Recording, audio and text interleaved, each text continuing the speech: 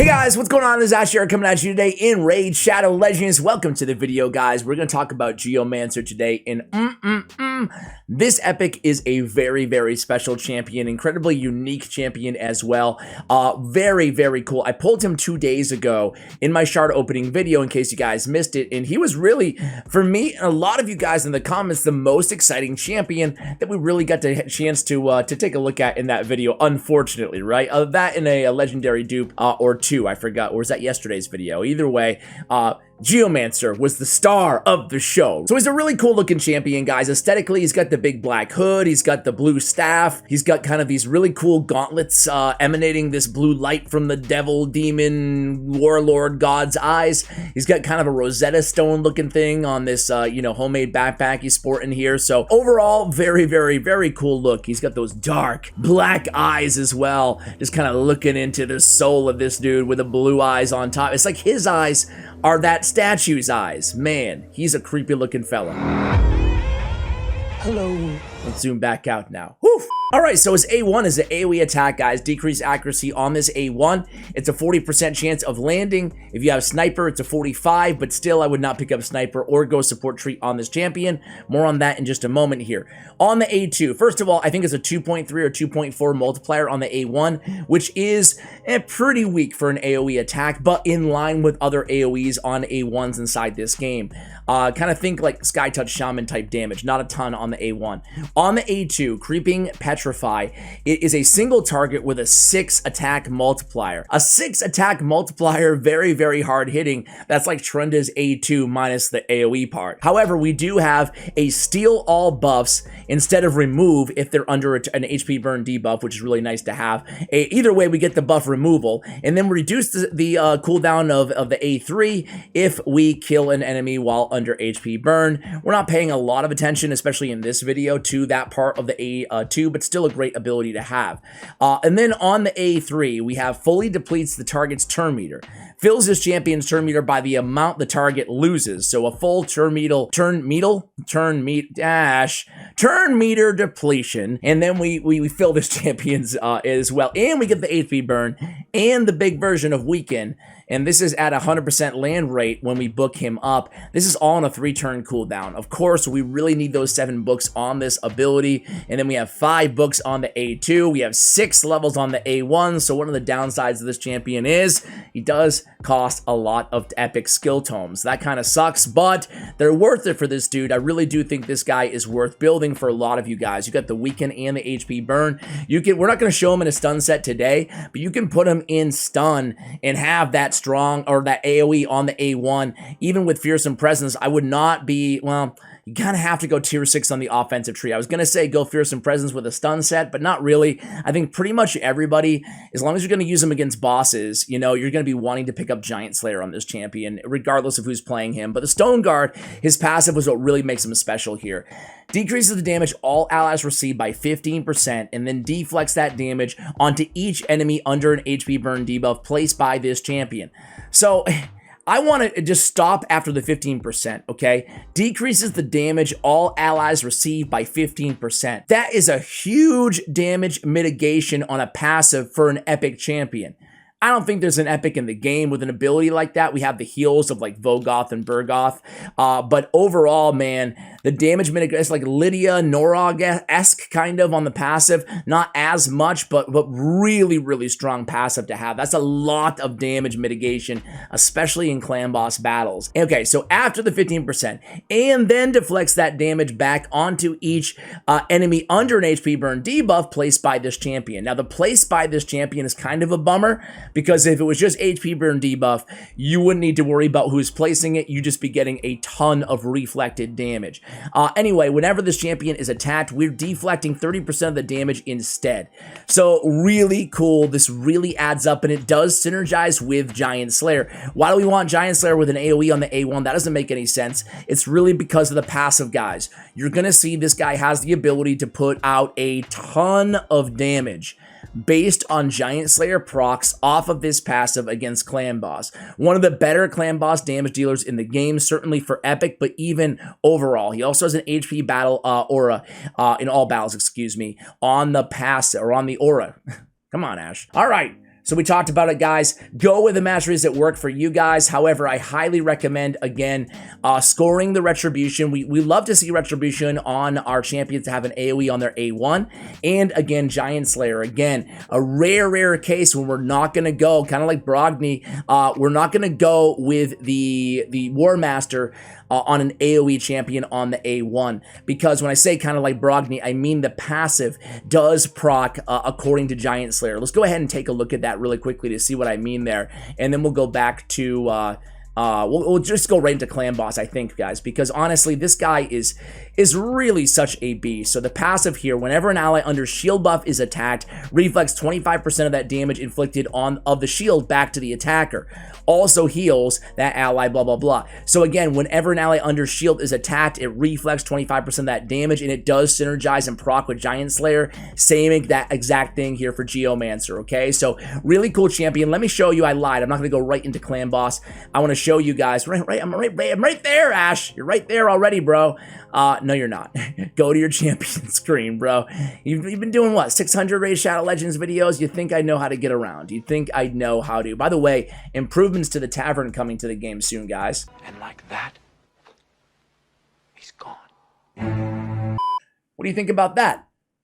I'm kind of excited about it. I was on a podcast, like a 2-hour-long podcast of the Saffron Man. You guys can check him out if you want to. We talked about the improvements to the tavern. They're going to redo the entire thing, redo the entire kind of UI and experience in the tavern. And the more I got to thinking about it, the more I was just like, you know what? This is probably going to be really good, because there is a lot of laborious, wasted time in the tavern right now. Anyway, guys, we all spend too much time in the tavern as the takeaway there. Geomancer. What kind of artifacts? We already talked about the viability of a stun set on this champion. I also want to shout out Savage, because Savage, even though we don't typically associate Savage artifacts with Clan Boss, it's going to up your damage because you're going to be ignoring defense, and that will even synergize again off that passive, which is really, really cool. You're going to be getting more damage overall on those Giant Slayer procs. So that's really cool. I just went with basic sets, right? Cruel works really well on him. Perception, speed, getting accuracy. I got away with putting an attack percentage or attack with a lot of attack percentage, excuse me, as a substat on his banner. But this is a champion I also want to use. This is the first time I've actually used a clan versus clan accessory ever. Isn't that really embarrassingly awful? I just haven't gotten around to like going through and upgrading and whatnot. Really cool to have this on the champion. I got a lot of defense off of it as well. His defense is a little low for Clan Boss, where he's best in the game at 925. I put crit damage on his amulet. You know what? He's not a nuker. But with an AoE on the A1, even if you're using him for dungeons, and a really hard-hitting A2, he can put out a lot of damage. So I'm not advising, excuse me, or advertising this champion in a way as to which you guys should ignore a crit rate. I'm going for 100% crit rate, or as close to, and I'm even adding a little bit of crit damage. You can see, again, I prioritize the amulet crit damage, but you guys can go defense if you need some extra defense to get him at least over 2k for Clan Boss, you know? On this build here, we're really looking at... It's kind of tricky, right? We need a lot on this champion to make him really effective. We need, you know, for Clan Boss, Ultra Nightmare, I'm shooting for over 40k HP. I'm shooting for over 2,500 defense, so we fall a little bit short there. We got 2 of 5 on the speed, shooting for a little bit faster than that, right? So we're coming, you know, short in a few areas. And then 90 on the crit rate, 159, 326. Those are all fine. You know, I'm fine with that stuff. Obviously, ideally 100% on the crit rate. Cap that totally. So this is the build, guys. Crit rate on the gauntlets here. We have HP on the chest. I'd rather actually have defense on the chest rather than HP, but I didn't have a good speed chest there. So I just want to be upfront with you guys. Obviously, I do have good gear on this champion. I try, especially when I do epic guides, I try to pick gear that's going to be very... worse than this, right? All rare if I can find it, maybe an epic or two. So I do realize that's not the case, and today I want to apologize. However, I wanted to show you him on my main Clan Boss team.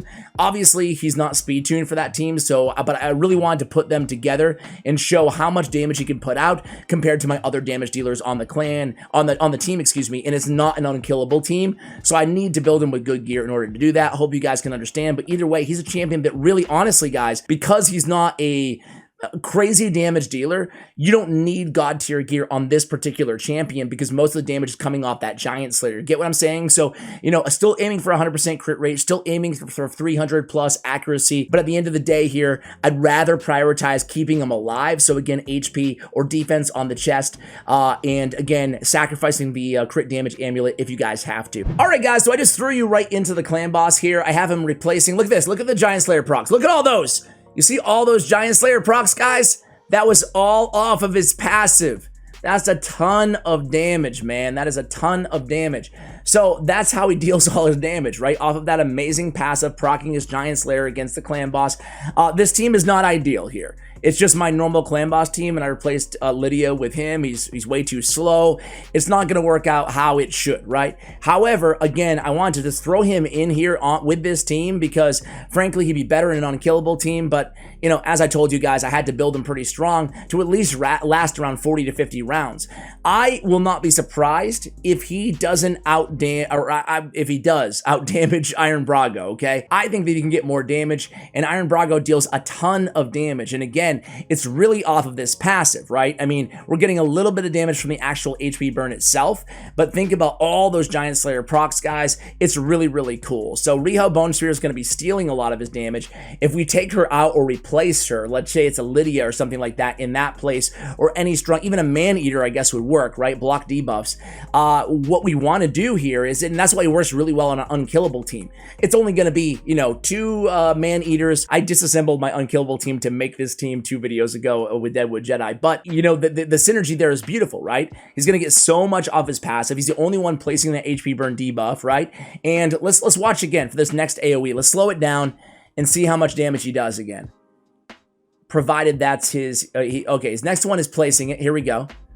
So I think it should be the next attack from the clan boss. Let's see. Okay. Oh, it's just the A1. Just the A1. All right, the next one. But it's going to add up, and then Rios, she steals it. She stole it. But you guys get the point, right? You guys saw what happened. What I think I'm going to do now, guys, is just fast forward to the end of this battle. You don't need to see the entire thing, right? Fast forward to the look at that. Look at that. Look at all that damage. Look at all that damage, man. That's a beautiful thing. I'm going to fast forward to the end of this battle. I will show you guys how much damage he put out overall. My hunch is, I mean, with all that Giant Slayer, guys, he's got to be doing more damage than anybody else on the team. I can't imagine how anybody could outdamage him with all of that. Look at that. Look at that. I mean, that's a lot of damage. It adds up throughout the duration of a battle, obviously. So that's why he's good on Bat Eater comps, on Man Eater comps, on Unkillable comps as your main damage dealer. Very, very cool champion. What I want to do is show you this final tally here, damage-wise. And then I will show you a screenshot of and talk a little bit about like other utility for this champion out of other areas. I'll show you against the Frost Spider. So I'll be right back, guys. All right, guys. So not too bad. We had 7 million from Riho. We had 6 million from Krisk. We had 17 million from Iron Brago, and then with over 5 million more Geomancer, and then 13 more million damage than a Valkyrie as well. Overall, again, not too shabby for not being speed tuned. I think that I could probably, I'm going to have to consult Deadwood, but I think I could put him on my main clan boss team in place of Lydia on Magic Affinity matchups. And I think I might be dealing more damage overall because, again, I'm a little bit weak with Iron Brago in Valkyrie. I can't take out Iron Brago or Valkyrie because of Iron Brago's increased defense and his passive, and obviously Valkyrie's shield and counterattack. But I think I could run a team just like this. Really, really fun to play around with this champion, guys. I'm going to go ahead and show you what happened with the Frost Spider run. So, guys, this was floor 70 hard Frost Spider. It took me forever, 218 turns, but you guys can see Drexstar put out 4.5, but Geomancer again was the star of the show with over 10 million damage put out, just mainly off of those Giant Slayer procs, off of the HP burn target. So attacking our allies, of course, and himself. So really, really cool champion overall, guys. What do you think of Geomancer? Can you think of other areas you might want to be using him inside the game other than maybe the Frost Spider? Frost Spider, a little bit inefficient. I think that one could argue just running him with Drexstar, running this team with just correct star would have yielded roughly the same result. But, you know, either way, I think he's a very fun and cool champion. You can kind of synergize that reflect damage in a lot of different areas. I was thinking maybe even in the Fire Knight's castle. As a matter of fact, let me just try him real quick. Who cares, right? I'll try him in Fire Knight and see how he does. All right, guys, so here we are at the actual Fire Knight. It took us forever to get here. Not enough buffs to properly activate Seer. And honestly, guys, here's I can already tell you how I feel about it. I'm not going to sit here and lie to you guys and say I think he's a beast of a Fire Knight champion. He does have that turn meter, and he does have the cool passive, stuff like that. That's all fine and well, but, you know, so does Man-Eater. Has, like, that and more, right? He has the Siphon full turn meter depletion, and honestly, I think that he's even a little bit better of an option. You know, obviously, he's a Void Epic, and he's a little bit more difficult to come by, but with having the one hitter on the A1, excuse me, does not help you with the shield, and then it's almost like RNG that he has the turn meter off cooldown when the shield is down, so there's a lot of that going on too. I'm actually going to pass up on the Karma Burn here because I want to get I want all the buffs to stay on my champions for a second. So here we go, finally get to fully deplete, which gets changed to 50% because of the level 24, and I don't know, now I think we've got him here, but it took us forever. Granted, I had it off of auto, or I had it on auto, but still, I don't know. Can you make the case that he is an average or slightly above average Fire Knight champion? Totally fine with that. Is he like S tier, like a Coulthard, like, you know, even as good as a Deacon Armstrong? I personally don't think so. Certainly not in the category of an Allure or anything like that. But it is nice, as you saw, again, to have that 3-turn cooldown, full turn meter depletion. And that passive, again, it's worth mentioning one more time before we go. That damage mitigation by 15% off the bat on the same team as Duchess. Think about it here. We have a lot of damage mitigation, 25, 15 from bosses on Duchess, plus another 15 off of Geomancer. So really love that about him. He brings a lot to the table, enough to justify using him on some kind of unorthodox teams. However, at the end of the day, I do think that he is most keenly kind of added to the game to address clan boss teams and clan boss, you know, teams that had issues dealing a lot of damage with just 1 HP burner. 1 HP burn doesn't do a ton of damage to the clan boss. However, 1 HP burn with his passive off of Giant Slayer does a hell of a lot of damage to the clan boss, providing it's him that's placing it. So guys, we will go ahead and finish off the Fire Knight. Come on, Coulthard, have your Heartseeker ready to go so we can blast this dude down. Maybe one more turn. Either way, he's not bringing enough to the table. Not in an 8-minute run on the Fire Knight, you know, 24. It's not going to be good enough for me. But again, you can't blame it all on him. Why are we still here? Just to suffer? Every night, I can feel my... Interesting team here. But there we go. There's some hard-hitting abilities. And maybe the next one, let's see.